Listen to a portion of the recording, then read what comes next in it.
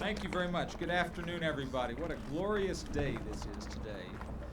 And I would like to welcome you all here. And certainly it's an honor to be here with the President of the United States and the Chief of the Forest Service and everybody else who came. I'm Dan Glickman, the Secretary of Agriculture. Some of you may be wondering, why is the Secretary of Agriculture here? Well, a lot of folks don't realize that the Forest Service comes under the purview of the United States Department of Agriculture. In fact, the largest part of the Department of Agriculture is the United States Forest Service. Comprises about 40% of the employees of the department. And while production agriculture is the heart of what we do, our mandate is much greater than that and than what the title suggests. Included are many responsibilities, but we are particularly proud at this juncture in the history of the U.S. Forest Service. Under the leadership of our president, President Clinton, the Forest Service has returned to its conservation roots with a goal towards protecting the nation's forests.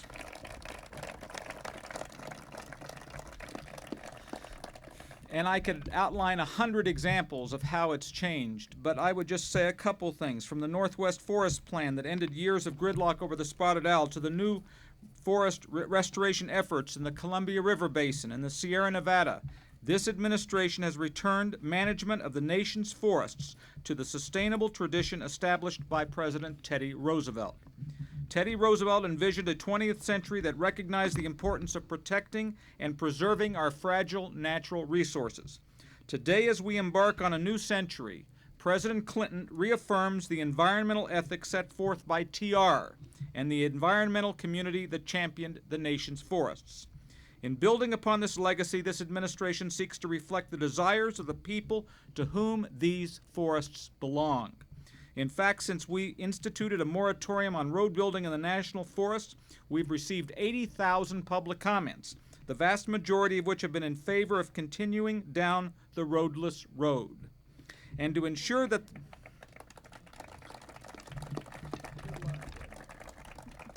I'd like to tell you I made it up, but I got some good people. And to ensure that the process we outline here today is fair to all, we will allow anyone and everyone with an interest in the nation's forests to let their voices be heard as we proceed. One of the great environmental leaders of all time was the first Chief of the Forest Service, Gifford Pinchot. Through his vision of sustainable forest management, he set a standard for future generations that we hope to live up to with what we do today. It is fitting and appropriate that with us today is Peter Pinchot, his grandson. Peter's stated mission in life is to carry on his grandfather's legacy and to help realize his vision. Just as Gifford Pinchot passed his vision to his grandson, let us all make a commitment to instill in our children respect and reverence for our natural resources. Ladies and gentlemen, it is an honor and a privilege to introduce to you a champion of the nation's forests in his own right, Peter Pinchot.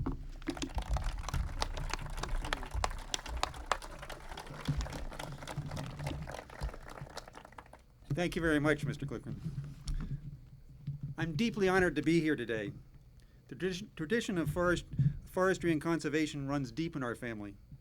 Like my grandfather, Gifford Pinchot, I also am a forester. I work in an experimental forest in the northeastern Pennsylvania that focuses on restoring the ecological diversity of the Pocono forests. Today, I'd like to give you some context for the historic announcement the President is about to make. At the end of last century, when my grandfather Gifford Pinchot started his career in forestry, the nation was in the midst of a profound debate about the human place in nature. With the settlement of the western states, the American frontier was closing. At the same time, a great wave of deforestation was sweeping across the nation, often followed by catastrophic wildfires. In many cases, what was left was a desolated landscape, quite similar to what's going on currently in the tropics, in places like the Amazon basin, Central Africa, and Southeast Asia. What Gifford Pinchot and other conservationists brought to this situation was the bold new idea that Americans could regenerate a healthy, productive forest. And if, with good management, these forests could produce a continuous, sustainable flow of timber, wildlife, water, and many other amenities. But the vision of the earlier conservationists went far beyond that. They also believed that a considerable portion of the American forests should remain in public ownership, where they could be managed for the benefit of all American citizens. Thus, when Gifford Pinchot became the first chief of the Forest Service under Teddy Roosevelt, the two of them got right down to work, bringing as many acres of land into the National Forest System as they possibly could. And this effort was by no means uncontroversial. One of the family legends told me when I was a young boy evokes a picture of Gifford Pinchot and Teddy Roosevelt down on the Oval Office floor on their hands and knees, poring over maps of the western forests and taking out a pencil and drawing big lines around areas that they thought should be brought into the National Forest System. When I got a little older, I found out what was really going on. Congress had just passed a bill that revoked the president's ability to bring new lands into the National Forest System, and neither Teddy Roosevelt or Gifford Pinchot was going to give up any chance to bring in as many acres into the system as they possibly could. Well, by the time that Roosevelt finished his term in 1909, there were 149 national forests with a total of over 190 million acres. This grand scale of forest conservation was unprecedented in any other part of the world. Now, at the end of the 20th century, our nation is once again in a profound debate about the role of nature in an advanced industrial society. There's a growing consensus among biologists and conservationists that we're in the midst of a serious decline in the diversity of living organisms. Many prominent scientists predict that if current trends continue, a large portion of the plant and animal species that are currently alive will become extinct in the next century. We know of no simple silver bullet that can solve this problem. It's a far more complex issue than the sweeping deforestation addressed by the original conservationists. But the one thing that most biologists and conservationists feel pretty confident can slow this process down is to set aside large areas of natural forest land or grassland that are no longer managed intensively for economic production. These large wildland areas can function as arcs or safe havens for sustaining the wonderful diversity of nature. Thus, perhaps the greatest challenge in conservation for our generation is to develop the political will to set aside enough of nature so we can sustain the diversity of plants and animals that our society ultimately depends upon. In the last 7 years, the Clinton administration has made tremendous progress in shifting the consensus towards ecological management of the national forests. By helping the Forest Service resolve the controversy over protecting old-growth forests in the Northwest and roadless areas throughout the nation, the Forest Service has once again become a leader in active stewardship of our public lands. If my grandfather were here today, he would be overjoyed with what the Forest Service, the Department of Agriculture, and this president are about to do. Now it's my great honor to introduce the President of the United States, William Jefferson Clinton. Thank you so much. That was great. Thank you. Thank you very much. Thank you. Thank you very much. Thank you. Thank you very much, Peter Pinchot, Secretary Glickman, Undersecretary Lyons. I also want to acknowledge Mike Dombeck, the Chief of the Forest Service, and George Frampton, the Chair of the Council on Environmental Quality. There are many, many things I'd like to say today, but before I begin, there was a development in the news today that I need to make a comment on because I believe this is my only opportunity to see the press and through them to speak to the American people. So I would like to just take a moment to note that after years of denial and deception, the Philip Morris Company has admitted that cigarette smoking causes lung cancer and other diseases. This formal acknowledgement comes far too late, but still we must all welcome it. It can be the beginning of clearing the air. It certainly makes clear, as I've said for years, that the tobacco companies should answer for their actions in court, They should stop marketing their products to children, and certainly they should do much more to reduce youth smoking. So this is a good day for the cause of public health and our children in America.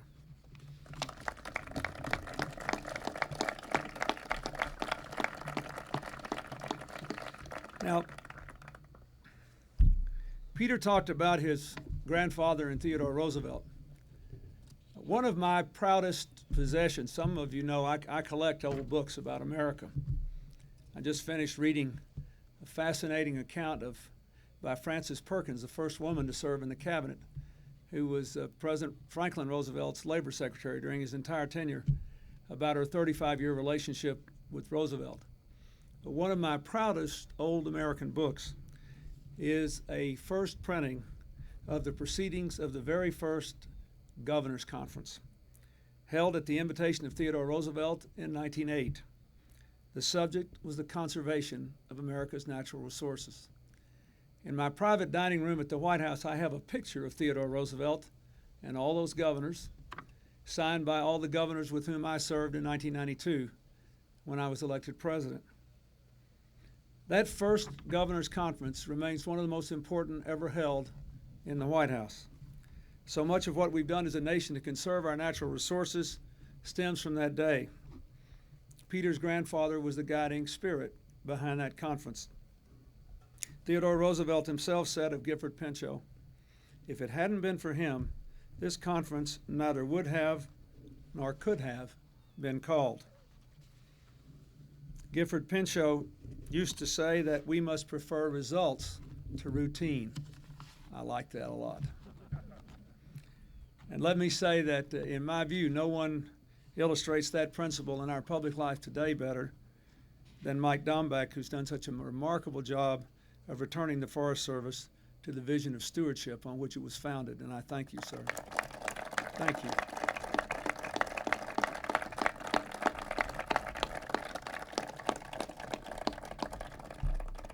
A century ago, when Mr. Pinchot was first dreaming up his plan to protect our forest, this vista looked very different than what we see today. In fact, it was more wasteland than forest. According to one eyewitness, and I quote, "Weather-white ghosts of trees stood on the desolate slopes as a pitiful, battle-scarred fragment of the glory that was once a virgin forest." Not only were the slopes nearly bare, tanneries and dye plants had poisoned the lakes and the mountain streams. The deer and black bear in Turkey nearly were wiped out. The land and water were so thoroughly abused that most people thought the area had no value at all. I know that they don't agree with that now because we had so many of the fine local officials from this area show up here today. I thank them for their presence, and they can be proud of what they represent. Visionaries like Theodore Roosevelt and Gifford Pinchot, the other men and women of the Forest Service who have cared for this land since 1917, made those dark descriptions a part of history. Nowadays, hundreds of thousands of visitors come here every year to hike, swim, bike, hunt, fish, just to breathe the fresh air and take in the beautiful sights. The land that once no one wanted is now a thriving forest everyone can enjoy. This kind of land has been important to me since I was a boy, where I learned by walking the Ozark and Ouachita National Forests of my home state that national forests are more than a source of timber. They are places of renewal of the human spirit and our natural environment. At the dawn of the new century, we have the opportunity to act on behalf of these forests in a way that honors the vision of our forebears, Roosevelt and Pinchot. Within our national forest, there are large parcels of land that don't contain roads of any kind, and in most cases, never have. From the beautiful stretch of the Alleghenies that we see here to the old-growth canyon lands of Tahoe National Forest, these areas represent some of the last, best, unprotected wild lands anywhere in our nation. They offer unparalleled opportunities for hikers, hunters, and anglers. They're absolutely critical to the survival of many endangered species, as you have just heard. And I think it's worth pointing out they are also, very often, a source of clean and fresh water for countless communities. They are, therefore, our treasured inheritance. Today, we launch one of the largest land preservation efforts in America's history to protect these priceless backcountry lands. The Forest Service will prepare a detailed analysis of how best to preserve our forests' large roadless areas, and then present a formal proposal to do just that. The Forest Service will also determine whether similar protection is warranted for smaller roadless areas that have not yet been surveyed. Through this action, we will protect more than 40 million acres, 20% of the total forest land in America, in the national forest.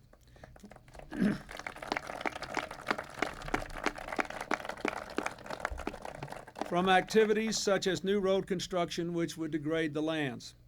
We will ensure that our grandchildren will be able to hike up to this peak, that others like it across the country will also offer the same opportunities. We will assure that when they get to the top, they'll be able to look out on valleys like this, just as beautiful then as they are now.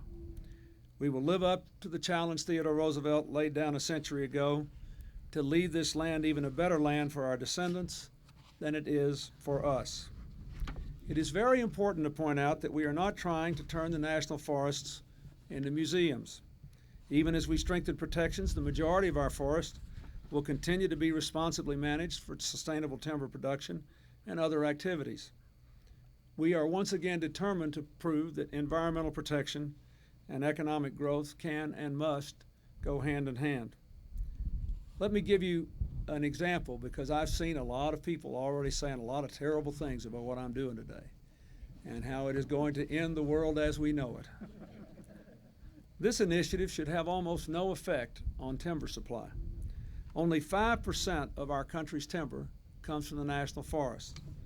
Less than 5% of the national forest timber is now being cut in roadless areas. We can easily adjust our federal timber program to replace 5% of 5%, but we can never replace what we might destroy if we don't protect these 40 million acres.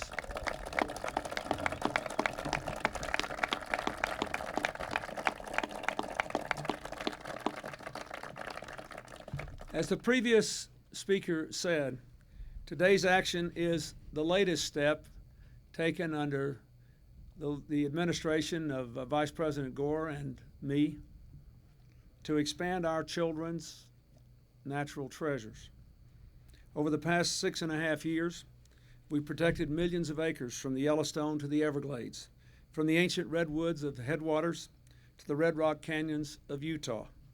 We're working now to save New Mexico's spectacular Baca Ranch. As Secretary Babbitt has said many times, our administration has now protected more land than any in the history of the country except those of Franklin and Theodore Roosevelt. I have also proposed an unprecedented $1 billion Lands Legacy Initiative with permanent funding over the years to guarantee for the first time ever a continuing fund for protecting and restoring precious lands across America. This initiative represents the largest investment in protecting our green and open spaces since President Theodore Roosevelt set our nation on this path nearly a century ago. It would allow us to save Civil War battlefields, remote stretches of the historic Lewis and Clark Trail, nearly 500,000 acres in California desert parks and wilderness areas. It will also allow us to meet the stewardship challenges of the new century by helping communities save small but sacred spaces closer to home. Unfortunately, this Congress seems intent on walking away from this opportunity. They're trying to slash Lands Legacy funding by a full 2/3 this year alone, with no action at all to ensure permanent funding in the years ahead. This is not an isolated case, unfortunately. Once again, the leaders of the Republican majority are polluting our spending bills with special interest riders that would promote overcutting in our forests, allow mining companies to dump more toxic waste on public land, and give a huge windfall to companies producing oil on federal lands. I have vetoed such bills before because they were loaded up with anti-environmental riders. If necessary, I will do so again.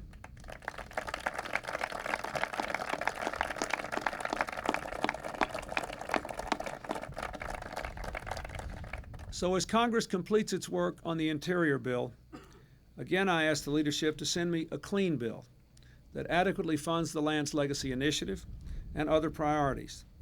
But let me be clear.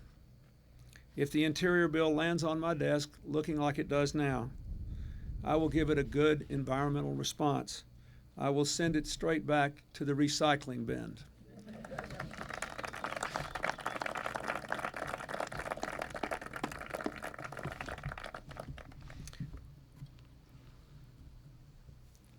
Ever since that first governor's conference back in 1908, conservation has been a cause important enough to Americans to transcend party lines.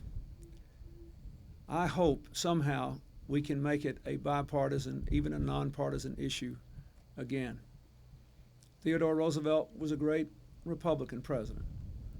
Franklin Roosevelt was a great Democratic president. President Nixon signed the bill creating the Environmental